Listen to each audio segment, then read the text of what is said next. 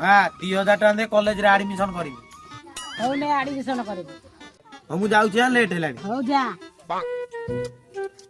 ମା ଭାଇକି 2000 ଟଙ୍କା ଦେଇଦେଲେ ଭାଇ ପଢିବ ନା? ଜାନ୍ ତା ପଛରେ ଦେଖିବୁ ଜାନ୍। ହଉ। ଏ ରଞ୍ଜିତା ହଁ ପୁଅ ତମର 2000 ଟଙ୍କା ଦରକାର ଥିଲା ନା? ଦିଅ 2000 ବିୟୁଟି ପାର୍ଲର ଯିବ ଭଲସେ ସଜ ହେଇକି ଆସିବ। ହଉ ଧନ ଠିକ ଅଛି। ଏଇଆ ତାନେ ଚାଲିଛି ର ମାକୁ କହୁଛି।